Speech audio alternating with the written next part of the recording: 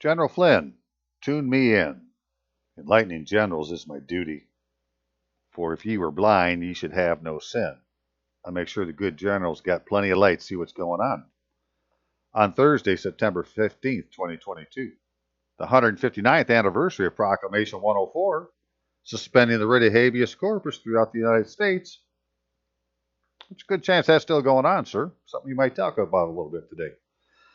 And I am Staff Sergeant Robert Allen Rutluski, U.S. Army veteran. DOD ID number 12112800006. Sir, if you were to check my record, you'd see, well, the man's got a 97% ASVAB score. I was in an MOS. There were only 125 of us in the entire active duty Army. Right? In an army of 780,000, there were 125. So that's like 10,000, so 1%. We're almost as rare as rocking horse shit. And I went from there to a job where I was one of 112 in the entire nation. That is pretty rare, right? Taking care of nuclear power plants. So, I'm fairly sure, sir, I know what I'm talking about. Right? I'm going to give you some facts. You don't need to believe me, just believe the facts. Like, my specialty is going finding the facts, and I'm trying to get them in front of somebody. And I am known as Rob Ryder. I have a YouTube channel, Rob Ryder, with 3 B's, ROBBBRYDER, and my email address is quarterrecord@AOL.com. And so here's an idea, sir, just some of the things where I wanted to make a list so that you could see what I want to talk about. So General Flynn, be advised that the Constitution of the United States has been suspended. Right? Joe Biden did not execute the oath in the second article of the Constitution of the United States. All you need to do, sir, is go look at the second article. It's in the first section of the second article, if I'm not mistaken. And then go watch Joe's lips and listen to what Esquire Roberts says to Joe. Right? And he says, I, and it has Joe put his name in. And at the end says, so help me God. Well, neither of those are in the oath for the president. Right? So they counterfeited taking the oath of the president. Now, some people say, well, that's not a big deal. And I have to disagree. This is my advantage of having worked at a nuclear power plant. No, that's a big fucking deal. That's a jot and a tittle, right? You'll do it exactly the way it's written or it isn't done right. Right? If you didn't do what it said to do, then you didn't do it right and you gave a false oath. And since the time of Henry VIII, avoiding a loyalty oath is an act of treason against the sovereign, which in our case is the Constitution. Well, that's not bad enough. Then alleged incumbents required by the 6th article to execute oath avoided doing it. So if you go to the 6th article and you look at, it says the senators and the representatives and the state legislatures and the executive and judicial officers, both of the United States and of the several states, shall execute an oath to support the Constitution. No religious test shall be required. Something like that. Paraphrasing. Well, that oath was written in the very first law that was passed after the Constitution was ratified by the same people that ratified the Constitution or wrote the Constitution, right? Then they made up the Congress, and first law they passed has in it that says, well, here's the oath that's going to satisfy the 6th article of the Constitution. Nobody takes it, sir. And then it gets even more personal because there are no state registered qualified electors for presidential elections. You cannot have electors unless they've been registered and qualified according to the state legislature, which in Michigan, it's written in the Michigan election law what you need to do to be a registered qualified elector, and nobody is. And what it takes to do, just so you would know if you had, is you would have had to go on in front of a registration clerk to register as an elector and swear to your statements before the clerk. Right? Which is not what you do when you go to register to vote. You just sign some papers, they give you, you're registered. You can do it when you get your driver's license. Hell, they'll do it for you. We presumed you wanted it done, so we just went ahead and did it for you. Right? That is not the same as going before a clerk and raising your hand and taking an oath. And that's what's required to be a registered qualified elector in your state, right? It's a state requirement. Well, then also then in accordance with Article 2 of the Lieber Code, the United States is still under military rule. And we're going to go look at it just so everybody can see it, but basically, if martial law has been declared, the only way to undeclare it is for there to be a peace treaty or a special proclamation for the commander-in-chief. And so you're going to have to show me where the United States has come out of martial law. Because if you suspended the writ of habeas corpus, the only reason you could do it under the Constitution is because there's an insurrection or a rebellion going on, which would be grounds for martial law to have been declared, and the whole Lieber Code was meant to be the government of the United States in a wartime situation, in a civil war, domestic war situation. Right? And then the United States, the Union, is not the United States of America, which is a crown possession. Right? The United States of America has a right to be in the United States, but it's not the United States. It was a compromise after this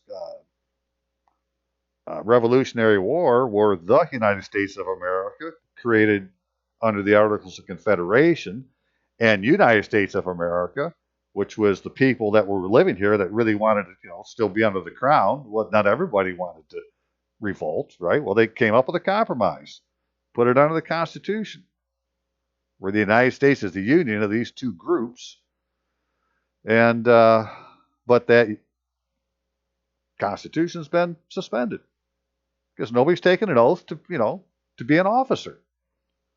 And so the only people who have taken a proper oath in the United States are military personnel, right? The military execute proper oaths. Officers have their version, enlisted have their version, and my version was on my DD Form 4 that you fill out as part of your enlistment process, and there's the oath on there with my name on it, and I signed it, right? Yeah, I know what oath I took. And it says I need to protect and defend the Constitution, or support and defend the Constitution of the United States. Well, that Constitution says that people got to take a proper oath of office, and nobody's done it. And so by avoiding the oath, they're committing an act of treason. We don't have, we don't have a Congress. We don't have governors. None of these people are who they say they are. They're actually pretending to be the government for the United States of America, which is a crown possession, and guess who their agents are? Esquires, right? Esquire is a crown agent. So they're running this, this side parallel private jurisdiction that they've drug us all into, instead of us being under the United States. Even though it's a military government, it would be fine for me. I'm a veteran. It'd be beneficial for me. And then a little bit more, right? So the gold fringe flag then, which is all over the place, it's a symbol of military governments. The flag of the United States, including the gold fringe flag, is only authorized to be displayed by organizations and offices connected to the military, or as otherwise authorized by AR 840-10. So the wartime military government agencies, including Christian churches, commissioned NGOs, display gold fringe flags. I wanted to point that out so any place you see a gold fringe flag is somehow tied to the military. Well, any person who's gone to court, there's normally a gold fringe flag sitting in there, although they're getting smarter now and keeping them out, but or the sheriff has a gold fringe flag, or the township has a gold fringe flag. All these places have gold fringe flags. They're all part of the military government. It's just they're not paying any attention to it. The general hasn't come to to do an inspection. So they've been away too long. But it doesn't change the fact that it is. And then in 1917, it was actually FDR. He was like the Secretary of War at the time, or Secretary of the Navy, or something. Maybe a Secretary of Navy. But they had the churches create these, organizations. And so for the Catholics, it was the National Catholic Defense. Oh, God, I can't remember the name. I did videos on it. But whatever the name of it was. And they gave it a commission, a military commission. Well, those commissions are still good. And they're supposed to act as cooperating agents for the parishioners with the military, other agencies, which is any place with a gold fringe flag. Because as an individual, you're not supposed to go to some place with a gold fringe flag except your window, right? That gold fringe flag, and then they go to other people. They act as your agent. Well, in the military, it'd be the military. But for other people, that could be the church, or it could be, for veterans, it could be the American Legion, because they have a gold fringe flag. But they didn't do their paperwork right to be properly registered in the state. So, technically they're not the American Legion. It's written in their charter. They didn't follow it. I've done videos on all this stuff, sir. It's just the truth, right?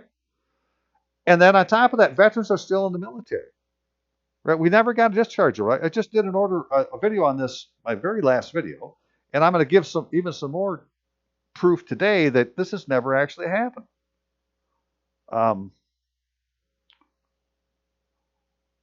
Uncle Sam ain't released me yet, right? Please watch that video if you haven't seen it yet and you're a veteran, because we've not been discharged from the military, which I've said for quite some time, but now I'm giving rock solid evidence that that's the case, and that because these documents exist that show that we should have, there's actually been something going on that's keeping us from having all the privileges that we had that were owed to us because of our service, right? Because we volunteered. Okay, did I get that right? So because we are, under international law, then we're supposed to have a Geneva Convention ID card. We're still in the military, right? And veterans don't have a Geneva Convention ID card. And we're entitled to pay because we were never released from the military. So on top of that then, and this is the big thing, if you get a military certificate of discharge, right, it's really a simulated legal document under color of law that disenfranchises veterans of their office in the military government, right? Because, they're acting like we're not there. I'm going to show you that we've never been discharged from the military. So because we haven't and we're not checking in, it's like we've been considered missing or lost, or we're on permanent disability retirement, like, we're a vegetable on a bed someplace, something like that. It's, because it's all just a matter of checking a box. You check the wrong box or check the right box on a form, and different things happen. And then finally, this new proof today is I'm going to show you that we veterans, we should have all been issued a service lapel pin. It should show up on your DD-214 as one of your awards if you're being discharged from the military, right? But if you haven't been discharged, then it won't be on there. And, guess what? You're not going to find it on your paperwork. And if you do, I think it would maybe retirees might. I mean, I don't know. I'm just saying on mine it ain't on there. Right, so it won't take long for me to go through these, sir. They're just these different, facts now that I want to show you to,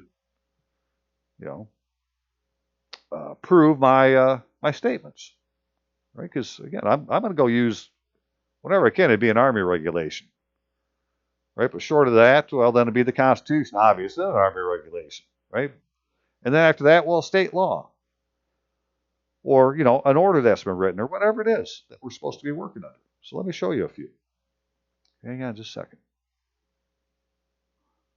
So just real quick, sir, in Article 1, Section 9 of the Constitution of the United States, right? I'm looking at the pocket Constitution now, and it's not Constitution of the United States of America. It's the Constitution of the United States. Now, it does say in there that it's the Constitution for the United States of America, but of and for have different meanings, right? The Constitution is the Constitution of the United States. And anyways, in Section 9, it talks about migration, importation. A person shall not be blah, blah, blah, but a tax or duty may be imposed. I think this is what's happened. And, somehow we owe some money with the first $10 when our ancestors came over and never got paid, or whatever the duty is. Maybe the duty is to sign up for selective service, something like that. But it goes on to say that the privilege of writ of habeas corpus shall not be suspended unless in cases of rebellion or invasion the public safety may require. Well, that's what I believe happened in 1863 when Lincoln suspended habeas corpus on September 15th. And then it's never been restored. And so, because you have much better context than I do, sir, why don't you get a hold of one of these esquires that you know and say, hey, go find me a court case where somebody put in a habeas corpus and they were released. And you could use that in your case, sir, and anybody could use it in any case they have, because we're not being tried for the adjudicative facts that we've been there, right? The reason for the habeas corpus is that there's something wrong with their process to get you to court, right? So what did they use to get them out of it? Well, I don't believe you're going to find that there's anybody getting writs of habeas corpus release or relief, right? But, these esquires have access to like West, W-E-S-T, West Law, or some other type of search engine where they can search all sorts of court cases. And right, so find where writ of habeas corpus won, and then I'll say that it's not been suspended. But you need to show me the frickin' case instead of saying, well, I heard about one, which is what most people do. Right? They hear about things, but they never have any proof. Well, the proof is that if the writ of habeas corpus is suspended, then we're still in rebellion and invasion, which would be in time of war, and we're under martial law, whether anybody told you or not. And then real quick, in the Constitution, we have Article 2, Section 1, very last section of Section 1, before he enter into the execution of his office, right? So he can't execute anything in his office until he's done this. Shall take the oath of affirmation. I do solemnly swear that I will faithfully execute the office of President of the United States, and to the best of my ability, preserve, protect, and defend the Constitution of the United States. Period. Right? That's the end of it. Now, you listen to what he said, what Biden said, or even Trump for that matter. They've been doing this for quite some time. This is the way it's been since 1863. Right? They're not taking this oath. They say I, and they put their damn name in there. And there's no place in here to put your name. And it ends with so help me God. And there's no place on here for so help me God. And so help me God is a religious test. Right? So Biden did not take this oath. Neither did Trump. It doesn't mean they couldn't, but they didn't. Okay, and because they didn't, and the fact that in Article 6 it says that the senators, representatives aforementioned, the members of the several state legislatures, and all executive judicial officers, both of the United States and the several states, shall be bound by oath or affirmation to support this Constitution, but no religious test shall ever be required as qualification to any office or public trust under the United States. And they haven't done this. Well, then, as far as Article 4, Section 4 is concerned, the United States cannot guarantee that every state should have in this union, right? The union didn't say nation, right? It says a union, a Republican form of government. Well, the United States can't guarantee anything because there's no officers. See, and this is all, part of somebody's plan to roll up the Constitution of the ball and act like it's just a piece of paper. And then they just pretend to follow it.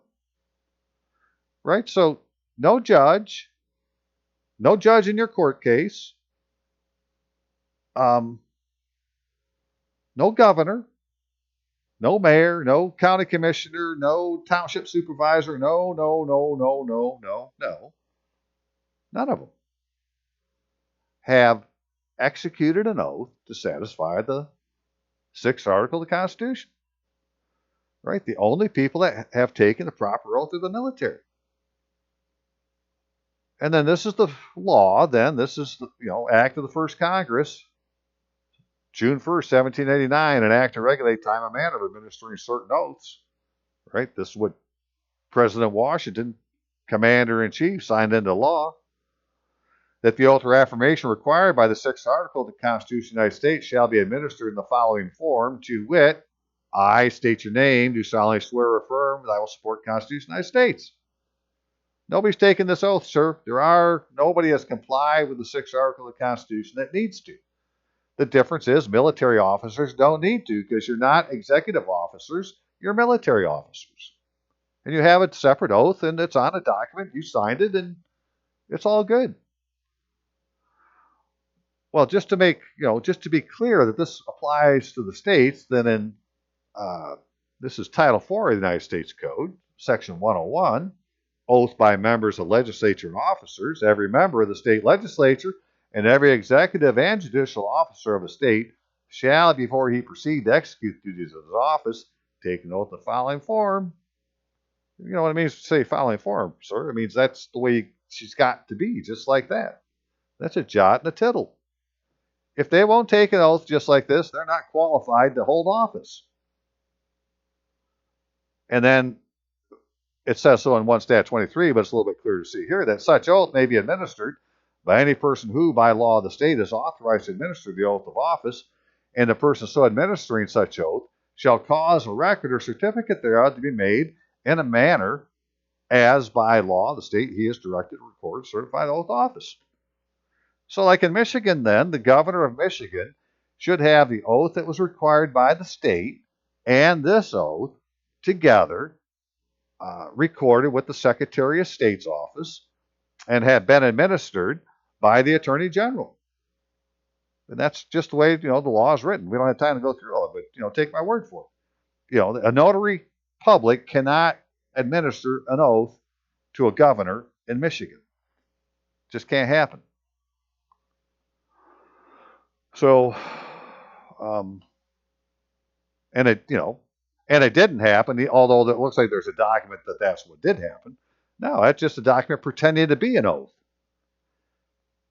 And, I've done many videos on this. Whitmer doesn't have this particular oath, and the one that she took is a counterfeit of the state oath because it was administered by a notary public, and a notary public cannot administer an oath to a governor. And real quick, just to be clear about the United States of America, here's that Treaty of Peace, right, which was ratified by the Congress of the United States, the Continental Congress. Right, we're talking about the Prince George III, by the grace of God, King of Great Britain, France, Ireland, Defender of the Faith, Duke of Brunswick and Lunenburg. All right, sorry about that. Anyways, we're talking about the Prince, right? Grace of God, King of Great Britain, France, Ireland, Defender of the Faith, Duke of Brunswick, Lunenburg, Arch-Treasurer, Prince Elector of the Holy Roman Empire, and of the United States of America. It's the King's jurisdiction, which is we say that all the time, United States of America here, right? I mean, it has a right to be here by this Treaty of Peace. It's just it isn't the United States because we got United States over here, and we got United States of America here, we got United States of America here, you got United States here, right? They're obviously two different ones. And here's where them jots and tittles come in again, because His Britannic Majesty acknowledges that said United States, viz. New Hampshire with a hyphen, Massachusetts Bay, Rhode Island and Providence Plantations, Connecticut, New York with a hyphen, New Jersey with a hyphen, Pennsylvania, Delaware, Maryland, Virginia, no hyphen in North Carolina, no hyphen in South Carolina, and Georgia to be free, sovereign, independent states. That's the one that the British Majesty recognizes. But that ain't the way you find them on maps or written in papers, right? All the stuff, the hyphens won't be there. We don't call it Massachusetts Bay. We call it Massachusetts. We don't call it Rhode Island and Providence Plantations. It's called Rhode Island. Well, that isn't what the king is acknowledging by fucking treaty. Right? It can't be any clearer, man. There's just something going on that ain't quite right. So,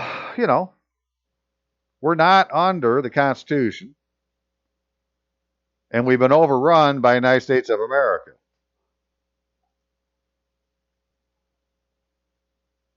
To be clear, we are under the Constitution. It's just been suspended, and so now we're under martial law because the Constitution allows it, right? But to get out of it was written into an order, right, which is the Lieber Code, and it says how to do it, and we can't do it right now because we don't have a commander-in-chief to write a special proclamation to end the freaking martial law. See how they close that little loop? Ain't that some stuff? Now, this is the congressional record for the House of Representatives, January 28, 2021, so this 117th Congress. Now, this isn't the proper day for this stuff to be in here. This should have been done on the very first day of the session, the very first thing done, which is take oath of office. But here we are on the 28th talking about, doing the things that should have been done on the first day. And actually, it was after the adjournment, right? So the day is done. Now we're going to adjourn, which means we're done till whenever it is, next Monday. So after the adjournment, like over the weekend, now we're going to insert this idea that we took these oaths of office and so forth. So this is what they did. Right after, this is how sneaky these bastards are. We're talking, children of the devil. They lie, cheat, and steal at their every move, and they've taken over our government.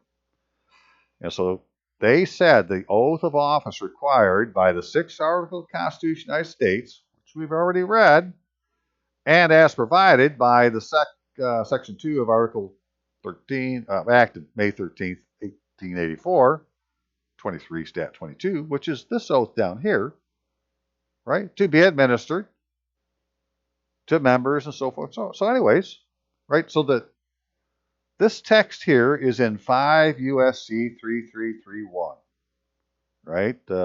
Title 5, United States Code, Section 3331. And as you can see, it's got a religious test. So this is not the article. This is not the oath to satisfy the 6th article. It may be an oath they have to take, but it doesn't satisfy the 6th article. Because the 6th article says you got to take one to support and no religious test. So that, they didn't do the first part. That's the one we looked at. And they're acting like they did the second part, which is this oath here. But as you'll see, as they did it, they're not using their full legal name. In other words, they're not properly identified. You can't do an oath under an assumed name. You got to, this is supposed to be legal stuff, for God's sake. So how can Earl L. Buddy Carter sign an oath of office, or Henry C. Hank Johnson Jr.? You see this shit, sir? No, this can't stand. Right? If a general's going to let this shit stand, then there's nothing that this country can ever do.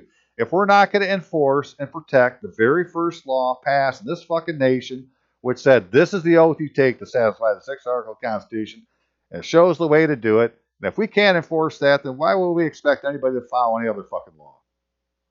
Right? So that's your fault. That's the general's fault. What are you waiting for? Sign an order and do something about it. Okay, so, how come the military didn't need to? Well, because the military have their own oath of office, right? Here's the form for oath of office of military personnel, which it's the DA form 71. I state your name, right? First name, middle name, last name. Put your social security number.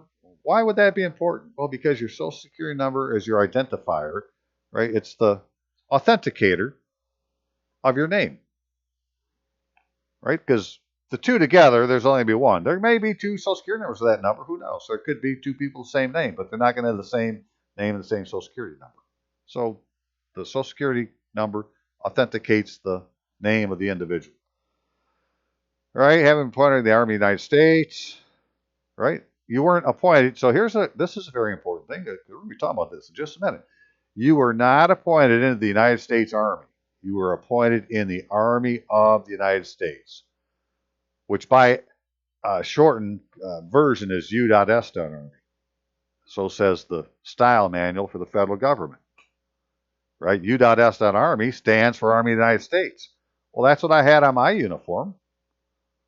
Right? But I'm going to show you, I got a discharge document that says that I was discharged from the United States Army, which doesn't exist. I mean, I just did a whole video on that whole, that whole point. Yeah, this one right here, Uncle Sam ain't released me yet. I won't go through it all again, but, if you have time, sir, please watch that. But here we are, and it says in here that you're going to support and defend the Constitution of the United States. Well, sir, I'm showing you that people are belligerent the freaking 6th article. They avoided taking the oath to the sovereign, and they're acting like they're the government.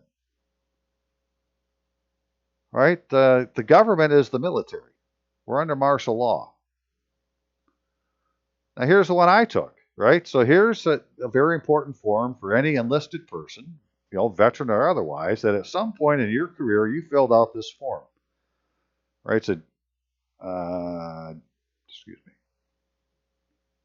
DD Form 4, right? Google DD Form 4 and you can look at your own.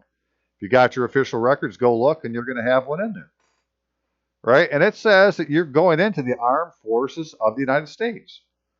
And as I showed in the video, that, up to say they haven't released me yet, if you look at your discharge document, it says Armed Forces, United States of America. Well, then it's not the same place as you went in. I mean, God, Lord, please, wake some people up here, Jesus. This shit can't stand. Now we'll get into the nitty gritty, because this is the important thing for us enlisted. I mean, all officers figure out your own gig with the military, but this was mine, right? I signed this document, and it says my enlistment agreement is more than an employment agreement. It affects change of status from civilian to military member of the armed forces. Right? I had a change in status I'm no longer a civilian. I'm in the military. I want my ID card, sir. That's why it's important to me. As a member of the Armed Forces of the United States, I will be, and it has all these things, but one of them is entitled to receive pay, allowances, and other benefits as provided by law and regulation. Right? And, Title 10, United States Code, Section 506 says that, when you enlist, your enlistment doesn't end until 6 months after the lowercase w war, which, again, is the Civil War, which is still ongoing. And so once you go in the military, you stay in the military. And I want to show some new proofs that I had found on this. All right, so give me just a second to do that, and pretty much be done. Hang on here. Actually, before I close this out, again, this is the Congressional record, right? January 28, 2021. You can find this online, sir. Just Google Congressional record, put the date in you want, and a few other things. You'd be looking at these pages. Well, after they pretended to become members of the, United States Congress by filing a fraudulent oath or counterfeit oath and avoiding the oath they were supposed to take to satisfy the 6th article, then they said, we're going to do another oath. Because, hell, we're here. Let's do some more. Let's do an oath for access to classified information. So all these, by the Department of Defense Law War Manual, we could classify these people as spies, right? These Esquire spies are now going to impersonate again to get another oath so that they can have access to classified information, right? Now they have access to state secrets. Right? They could all be arrested today as spies. We don't need to wait. I mean, I don't know why we're waiting. Right? It's as clear as can be. Okay, back in a second. So, General Flynn, I've make sure I cover these things again and show you the points that I had talked about earlier. I'm going to go through this list, and we'll just go and see these different things. So we talked about Joe Biden, showed where the oath he's supposed to take, the alleged incumbents, what they did. Now, how about there are no state-registered qualified electors for presidential elections? Well, where's that come from? Well, one place you would find it is in these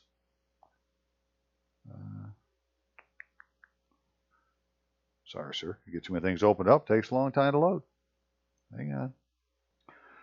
Would be in the video Avery is Supreme Law of the Land and Constitutional Sheriff Call 911 Report Election Emergency. You watch those, you get, like all the details, but in a nutshell, what we're talking about is this, that in every state's election law, however it's written, it's going to be some way that they're supposed to register electors, because the state legislatures are the ones by the Constitution of the United States that have the authority to decide how we're going to pick electors.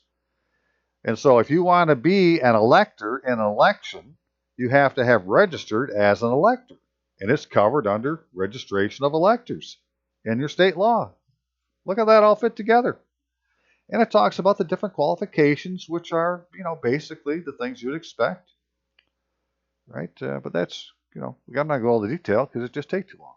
But what they're supposed to be then is some kind of registration affidavit / let's call it an application, as they call it later on, right? Where you swear and subscribe to something, which is different than when you go to register to vote, where you just sign maybe under penalty of perjury, but you're not actually swearing to something before somebody. And there's supposed to be an application for registration. Well, there you go, right? Where's that thing at?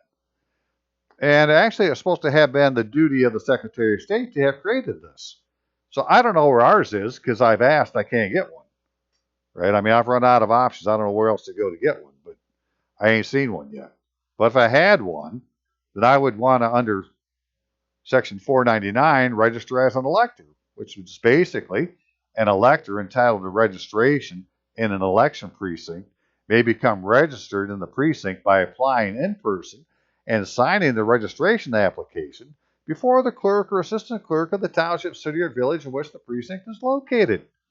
For the performance of his or her duties under this act, each clerk or assistant clerk has the power to administer oaths and to swear persons as to the truth of statements contained in the application. But nobody's doing this, sir. We're only going down and, being registered to vote. But if you want your vote to count in an election, you had to have first registered as an elector. Otherwise, you're just participating in a popularity contest that they use to keep the sheeple happy. And they're hiding this fact. And so now the question is, well, where are these election precincts? And I say, well, that's what happened to the county. They split the county. Used to be divided by townships. Each supervisor would go together to make the board for the township. Under Avery versus Midland County, Texas, back in 1968, the Supreme Court ruled, well, no, what the Constitution wants is one man, one vote. So that would mean that each of these divisions of a county that's going to send somebody to a board to represent that division, they have to be based on populations. Right? So it has one purpose. It's all about elections. And we're not registering in that particular jurisdiction, and we're not being allowed to. Basically, I'm talking about the county acting as a municipality instead of the county acting as a subdivision of the state. Well, it's part of the, the shit that they're hiding from us, sir. So, until that happens, sir, you got to quit telling people to go out and vote. There's nothing to vote for. First of all, we got to take care of the martial law, which is in accordance with Article 2 of the Labor Code. The United States is still under military rule. Well, where does it say that? Well, hopefully I'll show you in a second. General Orders number 100. Right? So when the President of the United States is acting as a commander-in-chief, he writes a general order. He doesn't write an executive order. Executive orders are for the president in the executive branch acting as a president. But when he's talking to the military, he would do it as a general order. And of course, General Order 100, Labor Code, which first says, in Article 1, that a place, district, or country occupied by an enemy stands in consequence of the occupation under martial law of the invading or occupying army, whether any proclamation declaring martial law or any public warning to the inhabitants has been issued or not. Martial law is the immediate and direct effective consequence of occupation and conquest. And every place you go into that we believe to be a public office with a public officer has the flag of the United States in it. Right? That the United States is occupying the states in all those offices. It's just, we're not realizing that. So Article 2 then, martial law does not cease during the hostile occupation except by special proclamation ordered by a commander-in-chief or by special mention in a peace treaty concluding the war. Well, that's never happened, right? That we had an armistice at the end of the Civil War. We had an armistice at the end of World War I. Whatever we pretended in the Korean War, whatever never happened in the Vietnam War, the Cold War, war on drugs, war, we're always at war. But the one that started it is this one here. And because, these things have happened or not happened yet, well, then this general order is still in play. So I've never read this whole thing, sir, but this is what, generals are supposed to be guiding the United States under right now as, the guiding force of the martial law government. And all I'm saying is if you were to give all of us veterans our ID cards, so we could be the eyes and ears of the wartime government until we get a commander-in-chief properly seated so that he can end the martial law. We can go back to being a civilian government. But until then, we're under martial law, and I want my ID card, right? Because I'm on the side that's enforcing the martial law. I'm not, an enemy of the state, which what they're trying to make us all seem to be. Okay, United States Union is not United States of America. Well, we kind of covered that, but I want to show one more thing because, there's always a question of what are you using as your source? Well, I'm using the thing they call the Pocket Constitution, which calls itself the Constitution of the United States. Right? Well, in that document, it says, we the people of the United States, in order to form a more perfect union, right? That's what this is about. We're establishing a union to establish justice, ensure domestic tranquility, yada, yada, yada, right? And establish this Constitution for the United States of America. So we, the people of the United States, are telling the people, or we're telling the corporation, United States of America, this is what you have to agree to. And it started at Article 1. Well, by the time you get to Article 6, it says, now, if you want to be an officer of the United States, you've got to take an oath. And it hasn't been done. So, my point is the United States is a union. Right? And so we don't need all these other unions that run, that all of the federal workers are part of. They're already in a union. Right? And that union doesn't have to accept another union in its union. They agreed to be in the union by taking the job. Alrighty, so, and we already saw the United States of America. Well, that's owned by King George. It's in a treaty, right? It's in the United States, but it's not the United States, right? But the United States is telling the United States of America what the rules are. They're not being followed because we don't have any officers of the United States to enforce those rules. So only military execute a proper oath. We saw the one that the officers take, right? And on this, Form 4 again, here's where this is part of your confirmation of enlistment, right? So I do hereby, that's National Guard. In the National Guard, Army, Navy, in the National Guard. Okay, there's one if you're not in the National Guard. Got it. Right, Constitution of the United States. Well, there you are, right? Support and defend. Well, that's what I'm trying to do, sir. Point out that the people that were required to take an oath to claim to be the government haven't done it. And I'm telling you, because that's what I'm supposed to do. Now, you need to issue an order. That's what you're supposed to do. And because I got my official records from the archives, right, there's mine. Where did I put this enlistee? There it is.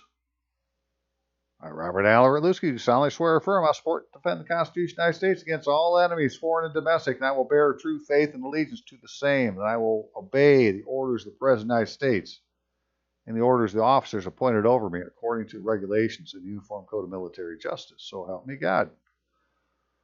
Right, well, unfortunately, we don't have a President of the United States. He didn't take proper oath of office. Okay, so what else happened? Well, okay, we took our oaths. Well, now we got this thing with the gold fringe flag. It's everywhere you go. You look, in some public office, you're going to find gold fringe flags. Well, that flag is covered by an Army regulation, sir. Right, it's Army Regulation AR 840-10 about flags and guidons. And if we go take just a quick peek at Chapter 2, right, so it talks about the flag of the United States and where it's authorized to fly, right? And you'll soon see that every place it talks about is military. The flag of the United States will be displayed outdoors at all Army installations. Only one flag of the United States will be flown over one time at any continental United States Army installations which have other federal agencies, as tenants may permit other federal agencies to display a U.S. flag. On and on and on. Right? Now, the only place other than, the military that can have a flag is they make an exception for schools. And I think for generals. But we go a little bit further down here. Now we're going to get into the national flag listed below are for indoor display and for use in ceremonies and parades. And that flag will be heavy nylon trimmed on three sides with gold yellow fringe, 2 1/2 inches wide. Well, then it tells you where it can be authorized to be displayed, right? The flag of the United States is authorized for display. Office headquarters, authorization, positional colors, distinguishing flag, organization, battalion size, military offices not otherwise authorized an indoor flag, military courtrooms, U.S. Army elements, subordinate element of the U.S. Army Recruiting Command, ROTC, senior executive. In other words, everything to do with the military. Right? If there's a gold fringe flag, that office is somehow tied to the military. And one of the things I had talked about was that even churches, right, have a flag. Right? So you go into a Catholic church or many Protestant churches, I mean, you have to go look yourself and see, but you're going to find gold fringe flags sitting in them. Well, that's not a decoration, right? It was given to them because they were given a commission by the military. And the proof of that is that right in 1918, the Catholic Church came out with this handbook of the National Catholic War Council. And in this, it talks about how the fact that this council was created so that it could be given a military commission by the military. And they're supposed to act as a cooperating agent with other wartime agencies. Well, who are they? Well, they're the other places with the gold fringe flag. Right? And that's, so we're supposed to go to our agent, which would be the church. If you were just a civilian, to the church. If you're a member of a church and you got some issue needs to be dealt with, and they're supposed to act as your agent with these other agencies. But instead, we go to this thing that we believe to be the court, which has got a gold fringe flag, so it's actually a wartime agency, to try to take care of our business without having gone to our agent first. Right? Well, that's for civilians. Well, as a member of the military, we have our own way to get in, and that would be to have our symbol as our ID card. That we get to go through the gold fringe flag jurisdiction because we have an ID card. That we don't have because of the things I'm going to talk about now, that, even though you have a discharge document, we've never actually been discharged from the military. And we should have an ID card. Okay, almost done here, sir. So the video I did, my last video, Uncle Sam ain't released me yet, had to do with this, right? That I have this honorable discharge. Now, I've served 3 years, got out for a year, went back in. So, this is my one from my first time as a 1983. And, it says, Armed Forces of the United States of America. Certify that Rulewski Robert Allen, honorable discharge, United States Army. Well, I was complaining at the time because the name was backwards, right? And I had read, well, you could serve under a fictitious name, whatever, so, you could have a middle initial in there maybe or whatever. But if you wanted to get the records changed, you could. So that's what I did. And they fixed it, right? And so they gave me a new one. They had my name the other way. But it still had Armed Forces of the United States of America and United States Army. Well, come to find out, those aren't really the proper terms. Right? And the proof of it is, where all this stuff is, right? So here's the enlistment form you fill out. This says Armed Forces of the United States. It does not say Armed Forces of the United States of America. Right? And then there's this thing called the Army of the United States, which is what U.S.Army stands for, as we'll look in a minute. But it says that the term Army of the United States or Armies of the United States is the legal name of the collective land forces of the United States, as prescribed by the United States Constitution. So, the proper name is Army of the United States. So I was not discharged from the same army I went into by the document that I was given that says I've been discharged. Where's that thing at? This thing. Right? This is just something they gave you so you believe that you've been discharged. But, I'm still in the military. Well, if that's the case and I'm still getting paid, I don't know how I ended up in the military. Still, Well, I do because they wanted us to be in there because they're collecting our pay. Right? And putting it in an account someplace and living off the interest. And if you were to look up the the Military Retirement Fund, right? Military Retirement Fund. Google it. You can find an audit for it that shows that it has over $1 trillion with a T of paid retirement in it that was going to go to somebody, but they didn't collect it for whatever reason. There's error in the records. They got it, they didn't turn in their canteen. They got some freaking gig against them, so they're not getting their pay, whatever, whatever stupid thing it would be to keep you from getting your entitlements. I'm going to show in my next video that when it comes to the IRS, it's a 20-cent penalty that's been put on without any reason for the penalty being there. We'll save that for a different video. My point is, right, that this document here didn't discharge me from the military that I entered into.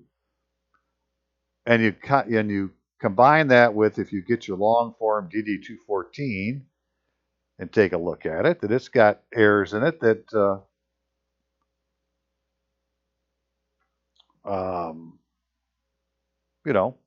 like on mine, it didn't have dental care. We can't be discharged. You didn't have dental care as part of your health, your health review before you get out. And I didn't sign mine. Right? So all sorts of things are wrong with it. And so again, I did it all in another video. I won't talk about too much here. But all this stuff then, because of these errors, I had gone to look at this particular DOD instruction manual where it talks about the Joint Service Review Activity.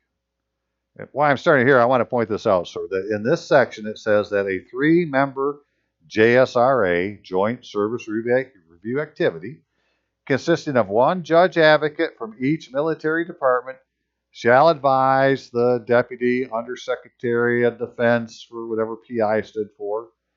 The operations of this JSRA shall be coordinated by an administrative director who shall serve as recorder during the meeting of the JSRA.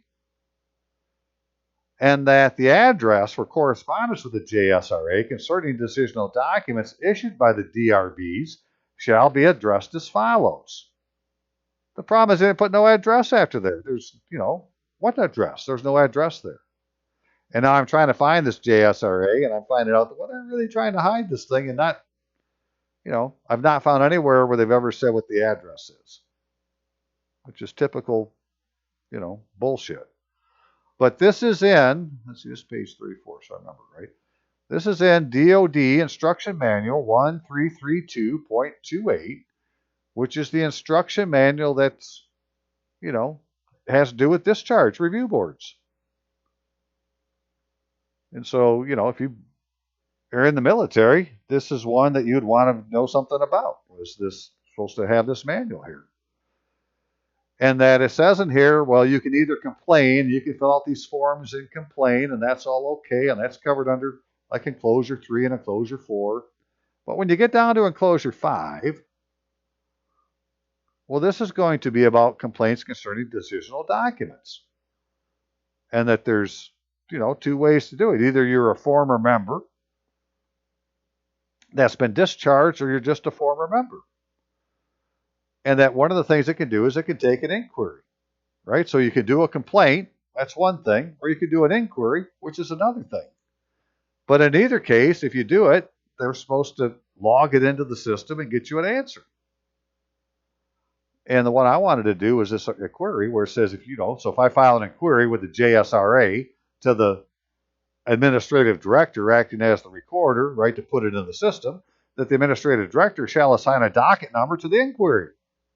Well, now it's become official record. The administrative director shall forward the inquiry to the military department concerned. The military department shall prepare a response and provide the administrative director with a copy of the response. And the military department is going to start it this way, that this is a response to your inquiry to the Office of Deputy Undersecretary of Defense for Program Integration. Sir, if you can find out who that is so we could file this document, that would be so helpful. Right? I mean, exactly what the document will say may be yet to be determined, but I showed what I was trying to do on my last video, and that's good enough for today. So, sir, the last thing I want to add to this is I just found this morning, or actually last night, right, under military awards. So again, this is Army regulation. This is doing it by the book, right? So let's see what the book says. Well, the book says that there's a thing called a lapel button for service. And it could be a World War I victory button, or it could be an honorable service lapel for World War II, or a lapel button for service prior to September 8th, 1939.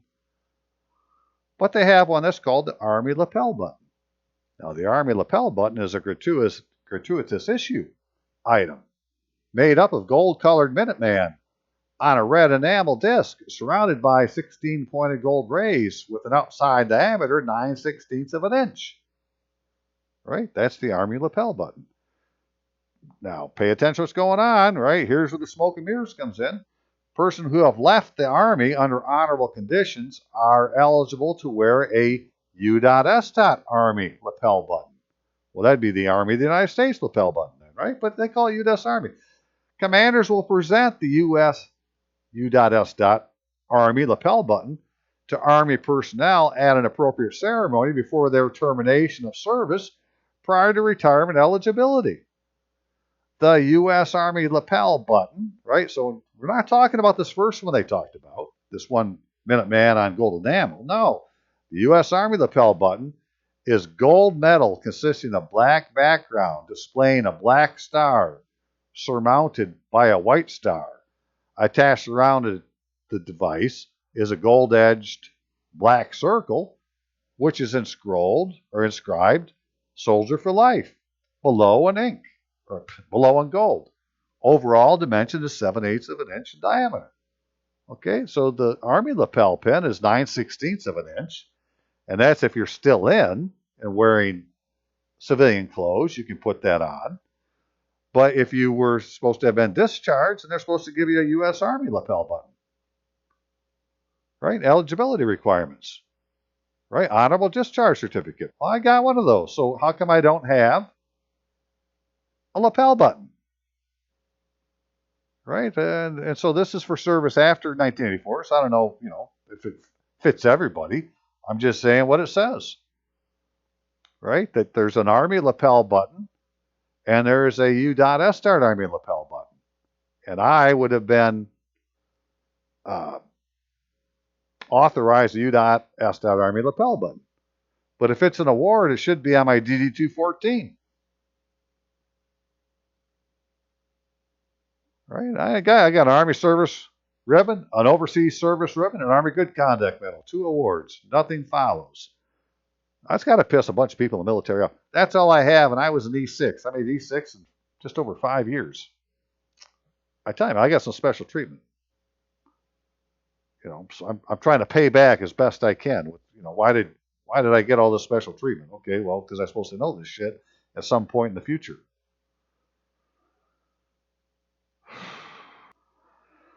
And with that said, sir, have you ever watched the movie Men Who Stare at Goats with George Clooney, who's playing an E8 in the military special services, who apparently had the power to stare down a goat and kill it? And it's based on a true story. An E8 in the Army actually did that, but it damaged his heart when he did it. Symbiotic type of thing, right? And so I have to laugh in this video because they're showing George staring at a cloud as he's driving, and the guy he's riding with, some reporter, says, "Well, what are you doing?"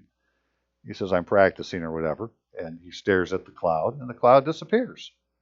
And about immediately after the cloud disappearing, he runs into the only rock in the frickin' desert. And now their car's damaged. They get, tumbled down into the desert. They're lost in the desert. They get picked up by terrorists or whoever got them. Locals say, "Well, here's some money, right? We'll go turn them in for money." And anyways, they go through all that, but they end up, at the end of the day, they end up where they're supposed to be, right? It was all part of God's plan to get them where they were going, right? So, but there was a time in the military where they were taking people and pulling them out and sending all sorts of special things to do. And, I got some of that somehow. I don't know how, I don't really remember much of it, but, the reason I got it was, the dude scored a 97% on his ASVAB test. And it wasn't a fluke. And so I hope you listen to me, right? I mean, all this shit's true. I'm not making it up. I'm reading it off. You saw where it came from. Right? I'm just grabbing these little bits and pieces and trying to put it all together to, give us a better picture in this fog of war we're dealing with. On the 159th anniversary of Proclamation 104, which suspended the writ of habeas corpus throughout the United States. Put us under martial law, sir. We've been there ever since. And the only way to get out of martial law so you can have elections is for the commander-in-chief to issue a special proclamation. So my question is, well, if the commander-in-chief dies, who's the commander-in-chief? Right? In a wartime situation. Because none of these people have taken a proper oath of office. So if we can ever fix that problem, which is, okay with me, well, then there's never going to be a Congress, and we're just going to stay under this wartime military government that's already supposed to be here, that the whole system is set up to, to have, where the government is really just the military, and we go to the military whenever we have a problem. And now every veteran has become a window to go for their neighbors who's having a problem with some agency that's, trying to take their house or some other bullshit. And they're acting like they're the government, but none of them have taken an oath of office.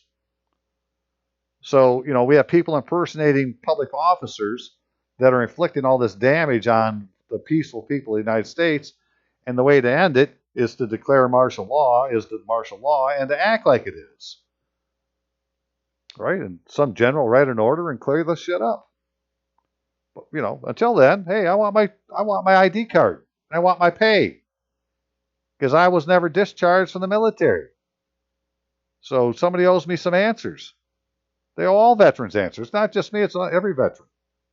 Got the same deal. So can we work together as, veterans at every pay grade and figure out who to talk to in the military to get this fixed?